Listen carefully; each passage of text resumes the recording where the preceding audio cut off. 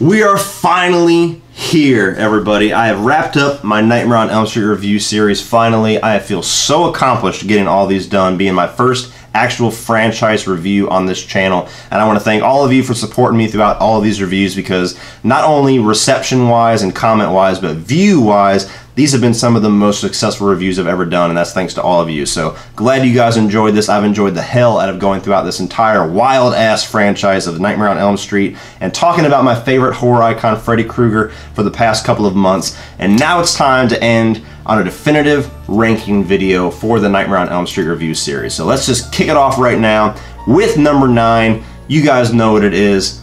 Freddy's Dead. Fuck Freddy's Dead. The best middle finger I can give in this glove. It's a little hard to use.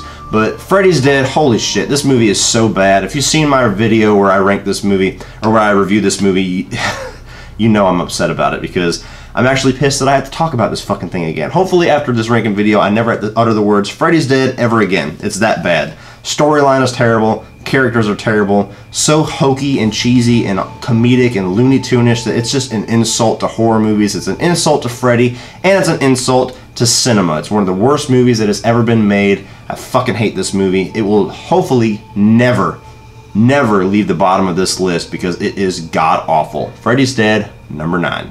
Number 8 is A Nightmare on Elm Street 5, The Dream Child. Now, this movie to me is strange, because some people actually defend this. They think that it's a big improvement on The Dream Master. They think it's underrated.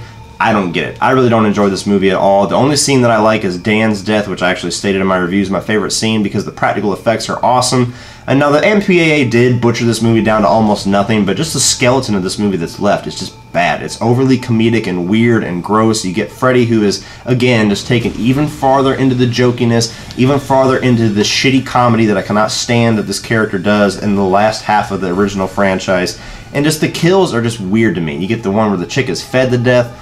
I don't enjoy this movie at all. It's nowhere near as bad as Freddy's Dead. Nowhere near. I mean, it's fucking Godfather compared to Freddy's Dead, but still a bad Nightmare on Elm Street movie to me. That is why it's my number 8. Number 7 is the Nightmare on Elm Street remake. Now, I had not watched this movie in a very long time, so I wasn't sure how strongly I was going to feel about it, but upon rewatching it, I understood every reason why I did not like this movie back when I saw it, and I had not rewatched it since it came out in 2010. So, just a really, really soulless, bland retread of everything that we got in that original movie. They didn't try to do anything different aside from Freddy's makeup. Now, Jackie Earle Haley is really good as Freddy. I still stand by that. If he would have gotten a better writer with him, he would have been an awesome Freddy. I think he could come back and do a great Freddy again. Probably won't, but he could. He's not wrong. The thing that's wrong with this movie at all. The thing that's wrong with this movie is the writing, the inexperienced director, because all he has done is music videos. The visuals are great, but that's about it. And the really shitty characters and the acting. Rooney Mara is of no exception to that. An actress who is in the Oscars almost every other year plays a horrible Nancy, because she didn't give a fuck about this movie or horror movies or Nightmare on Elm Street or anything like that, and she shouldn't have got the job. You got Kyle Gallner, who's a terrible character. He always looks like he's going to cry. The other characters are just weird switcheroos of the original names, like, you know, Tina becomes Chris, and we still have a Dean, but he's not the Dean of the original movie. He gets killed first, and then you got, you know, the kid from the Terminator show, which I can't remember his name right now. His character was just an asshole. I think his name was Jesse in the movie, and forgettable. That's why I can't remember his name. But just everything about this movie is just pale and soulless and lifeless, and just everything about it makes me want to watch the original. I will have no reason to go back and rewatch this movie. It's still, I would not call it a bad movie, but it's still a movie that I have no reason to revisit, and I have no reason to recommend it to anybody, because you have the original that you would just, I would recommend that one before the remake any day of the week. Any day of the week. Go watch the original, don't bother with the remake. So that's why I still gave it a skip it, because you have a better movie out there, go watch that one, and that's why it's my number 7. Number 6 is a movie that's all over the place on a lot of people's rankings, because you have people who absolutely hate this movie, you have people who actually really love it, think it's underrated, and think it's a classic, and you have people who are just kind of confused and weirded out by some of the decisions that they made, but still consider it to be a decent movie, like me. And that's why number 6 is Nightmare on Elm Street 2, Freddy's Revenge. Now, this was probably the most entertaining movie on this entire franchise to review, because there's just a lot of weird things about it. You know, it's famous for being the most famous gay horror movie of all time, and it totally earns that title. You know, again, not to be controversial, but this is the gayest horror movie of all time, definitively.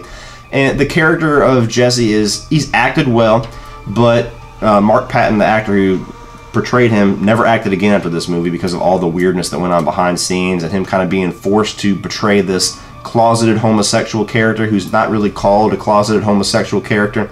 But it's still a good story. The acting is still pretty good. It still feels like a horror movie. It doesn't feel overly comedic or jokey. There's weird stuff in it, but it still feels like a definitive horror movie. Freddy is still the scary, dark Freddy in it. I hate the sequence whenever he comes out into the real world and kills people at the pool because it totally gives the fuck you to all of the rules and the lore of this franchise, but still a decent enough scene.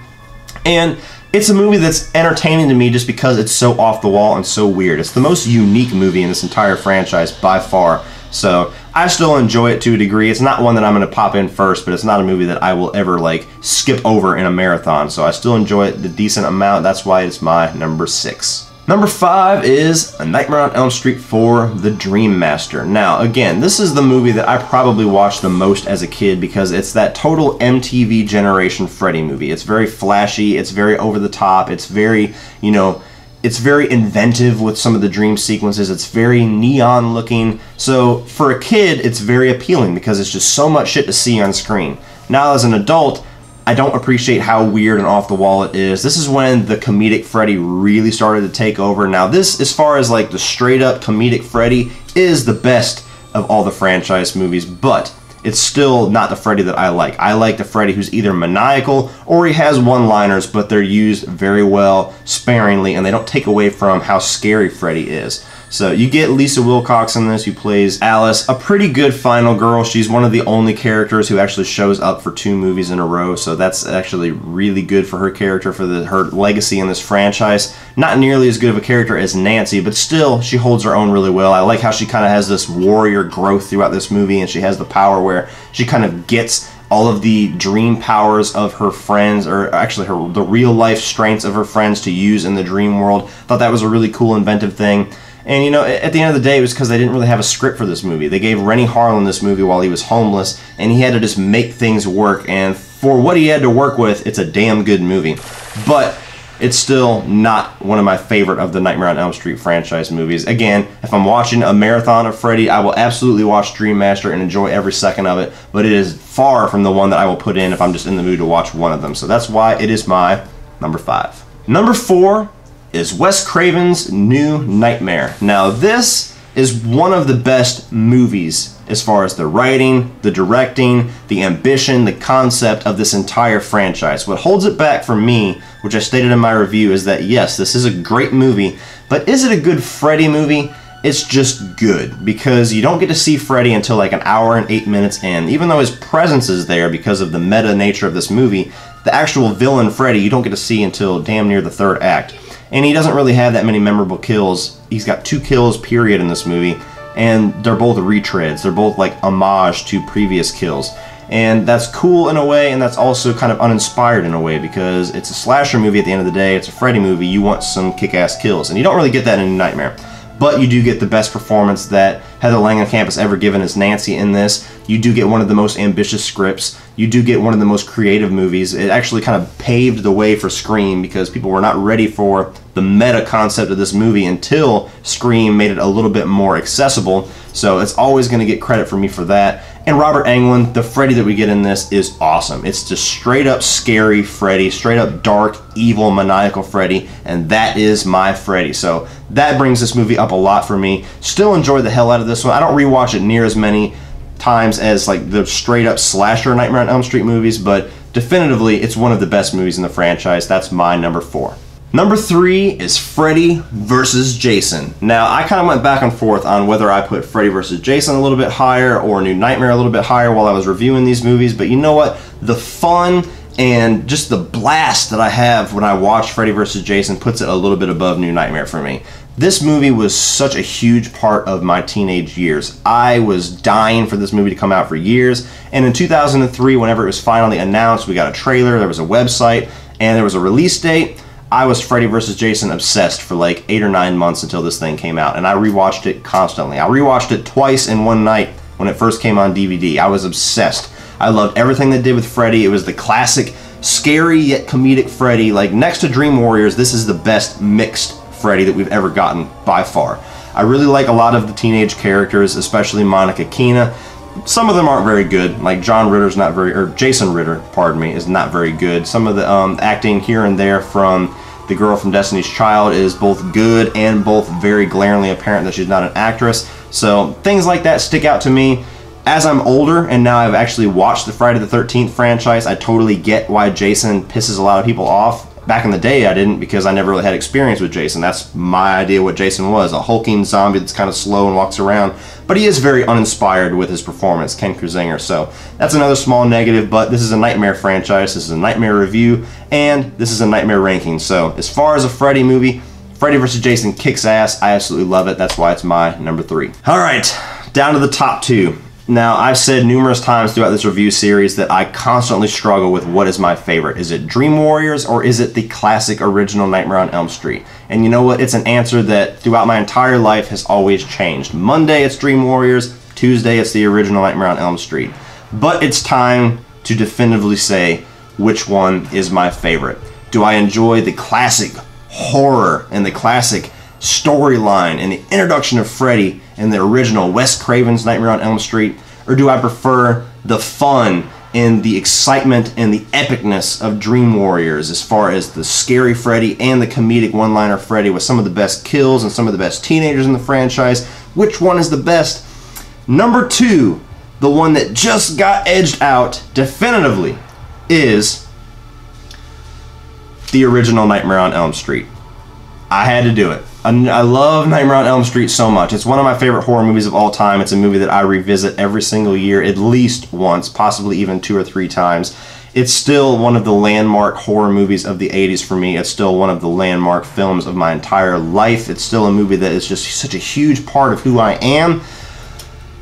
And honestly, there's no flaws with this movie. It's just that I enjoy the fun, and I have the desire to rewatch Dream Warriors just a little bit more. But I'll get into that in a second. Nightmare on Elm Street is it's a flawless movie to me. You get amazing story writing and direction by Wes Craven. This is one of the movies that really put him on the map and kind of launched him into horror history. You know, it's one of the most hailed and celebrated and remembered movies of all time that always will be.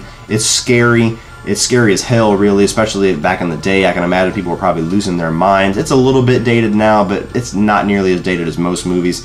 You get really good characters like Nancy from Heather Langenkamp. She's one of the best final girls ever, especially the way the whole showdown happens in the 3rd act.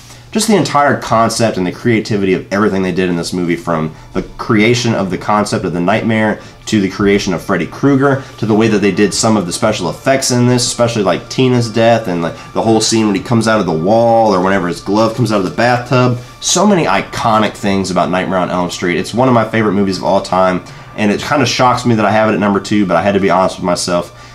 Number 1, I like just slightly, just fractions better than this movie, but this one's a classic. It's incredible, and that's my number 2. But number 1, we're the Dream Warriors.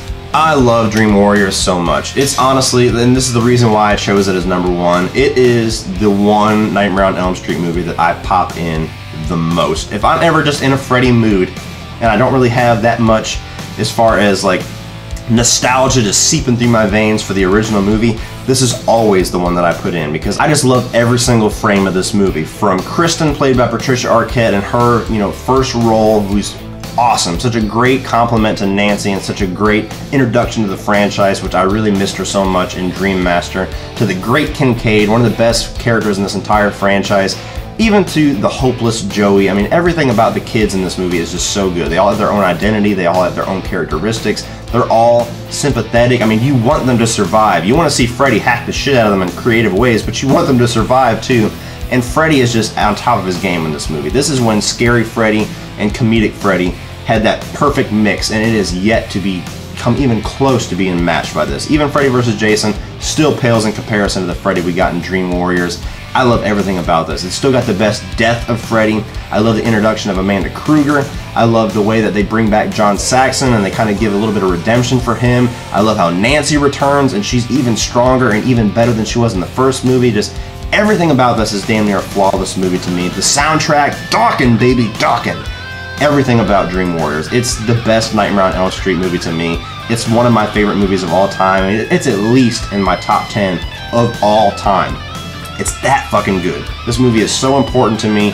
It's one of the biggest pieces of who I am. This is the way I'm gonna put it. Growing up, I watched it so much that this movie is just a part of me. Along with the original, but even more because of the heavy metal aspects of it, let's just be honest. It's just a huge part of me. That's why it's my number one.